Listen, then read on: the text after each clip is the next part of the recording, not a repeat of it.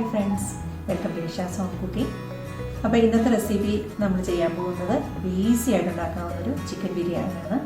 നമ്മൾ റൈസും ചിക്കനും ഉണ്ടാക്കുന്ന അത്ര എളുപ്പത്തിൽ നമുക്ക് ഈസി ആയിട്ട് എങ്കിൽ ടേസ്റ്റിന് യാതൊരു കോംപ്രമൈസും ഇല്ലാത്ത രീതിയിലാണ് നമ്മുടെ ബിരിയാണി ചെയ്തെടുക്കുന്നത്.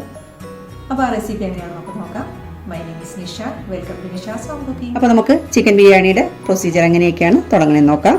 അപ്പോൾ ഞാൻ ഒരു ചീനിച്ചട്ടി വെച്ചിട്ടുണ്ട്. ഇപ്പം ചിലപ്പോൾ കാഷ്നട്ടും കിസ്മിസും ഒന്നും വറുക്കണ്ടെന്നുണ്ടെങ്കിൽ അതും അവോയ്ഡ് ചെയ്യാവുന്ന സ്റ്റെപ്പാണ്. ഞാൻ ജസ്റ്റ് കാണിക്കുന്നു എന്നുള്ള ഒരു 2 ടേബിൾ സ്പൂൺ നെയ്യ് ഒഴിച്ചിട്ടുണ്ട്. കുറച്ച് ഓയിലും കൂടി, കുറച്ച് കാഷ്നട്ട് ഇടുവാണ്, ഫ്രൈ ചെയ്തെടുക്കാം. ഇപ്പം ഇത് മൂത്ത് നമുക്കിതിനെ അത് പ്ലേറ്റിലോട്ട് മാറ്റാം.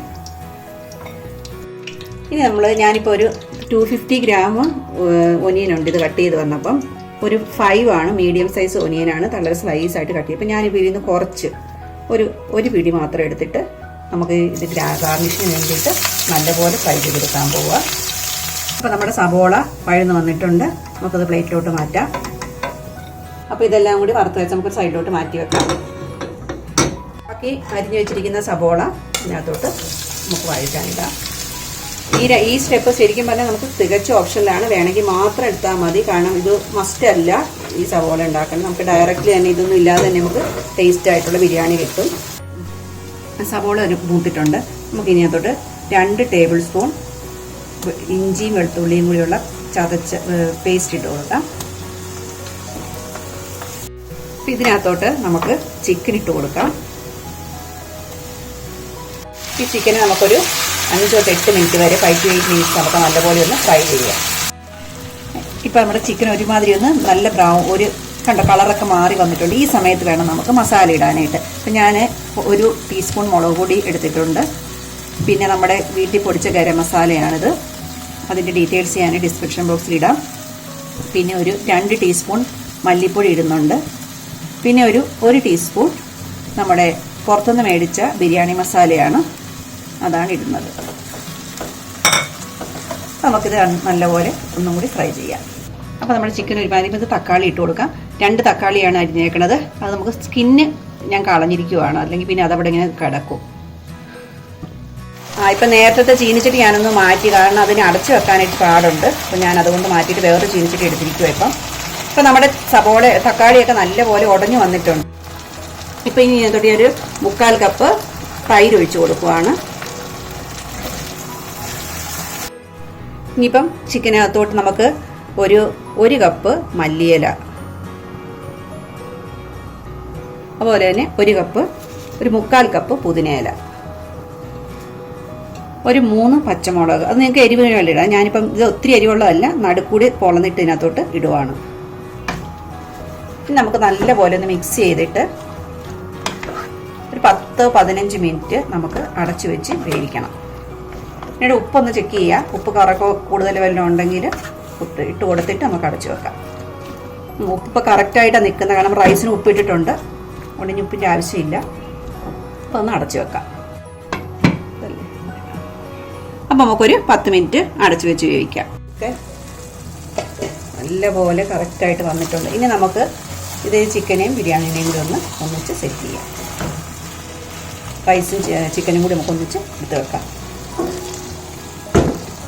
അപ്പം നമ്മൾ റൈസ് എടുത്ത് വെച്ചിരിക്കുന്നത് 2 കപ്പ് റൈസാണ് എടുത്തിരിക്കുന്നത്. അപ്പോൾ 2 കപ്പ് റൈസിന് ഇപ്പോൾ ഞാനൊരു 2.5 ലിറ്റർ വെള്ളം വെച്ചിട്ടുണ്ട് ഇതിനകത്ത്. അത് തിളച്ച് തുടങ്ങിയപ്പോഴത്തേക്ക് ഞാൻ ഇതിനകത്തോട്ട് ഒരു 2 ഇഞ്ച് നീളത്തിലുണ്ടായിരുന്നതിന് ഞാൻ ചെറിയ പീസാക്കി, ഇത് 2 കറുവപ്പട്ടയുടെ പീസ് വെച്ചിട്ടാണ് പീസാക്കി. 3-4 ചെറിയ പീസുകളുണ്ട്. പിന്നെ നമുക്ക് ഏലക്ക ഇടാം. 4 ഏലക്ക ഇട്ടു. 3-4 ഗ്രാമ്പും ഉണ്ട്. ഇതുണ്ട് ജാതിപത്രി ഇതുണ്ട്. പിന്നെ കുറച്ച് ഒരു 1/2 ടീസ്പൂൺ ഷാഹിജീരയും കൂടി ഉണ്ട്. അപ്പം ബിരിയാണിക്ക് സാധാരണ നമ്മൾ ഉപയോഗിക്കുന്നതാണല്ലോ ഇത്. അപ്പോൾ അതും കൂടി ഇടാം. ഇതിടുമ്പോൾ നല്ലൊരു ഫ്ലേവർ കിട്ടും. പിന്നെ നമുക്ക് ഇപ്പോൾ 2 ലിറ്റർ ഞാനൊരു 2.5 ടീസ്പൂൺ ഉപ്പ് ഇടുവാണ്, കാരണം ഇത് വെള്ളത്തിന് മുമ്പിൽ നല്ലപോലെ ഉപ്പ് മുമ്പിൽ നിൽക്കണം.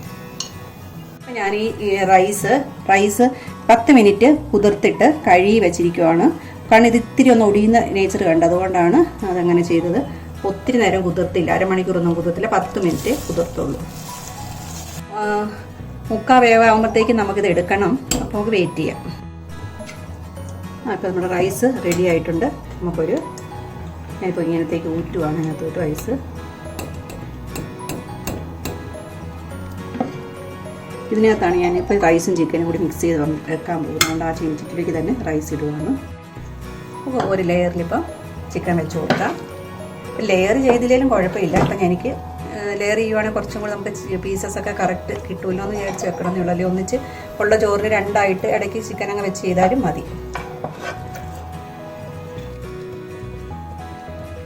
എൻ്റെ പുറത്തോട്ട് അടുത്ത സെറ്റും കൂടി റൈസ് ഇട്ട് കൊടുക്കാം.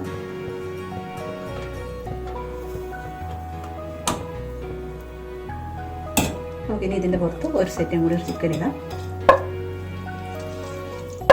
നമ്മളിത് വളരെ സിമ്പിളായിട്ട് ഈസി ആയിട്ട് ഉണ്ടാക്കുന്ന ബിരിയാണിയുടെ പ്രൊസീജിയറാണ് കാണിക്കുന്നത്. ഇപ്പം നമ്മളിതിനകത്ത് ഒത്തിരി ഇങ്ങനെയുള്ള കാര്യങ്ങളൊന്നും തന്നെയില്ല. വളരെ സിമ്പിളായിട്ട് ഉണ്ടാക്കുന്ന ഒരു ബിരിയാണിയാണ്. ഇതിൻ്റെ പുറത്തോട്ടിന് ലാസ്റ്റ് സെറ്റ് റൈസും കൂടി വെച്ച് കൊടുക്കാം.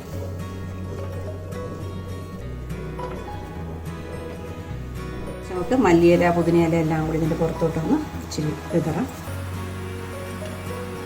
ഇവിടെ വറുത്ത് വെച്ചിരുന്ന ഒനിയൻ കാഷ്യൂ നട്ടൊക്കെ അതും കൂടി ഇട്ട് കൊടുക്കുക. നമുക്കൊരു 15 മിനിറ്റ്സ് ചെറിയ തീയിലൊന്ന് 10 to 15 അടച്ചു വെക്കാം. നമ്മൾ വെച്ചിട്ടൊരു 15 മിനിറ്റായി നമുക്കൊന്ന് തുറന്ന് നോക്കാം.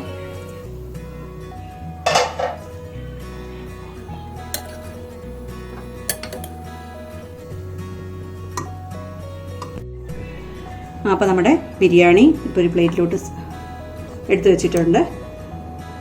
നല്ല ടേസ്റ്റായിട്ടുള്ളൊരു ബിരിയാണിയാണ്. നിങ്ങളെല്ലാവരും ട്രൈ ചെയ്ത് നോക്കുക. ഫീഡ്ബാക്കൊക്കെ അറിയിക്കുക. Thanks for watching. പുതിയൊരു വീഡിയോ ആയിട്ട് കാണുന്നവർ എല്ലാവർക്കും ബൈ.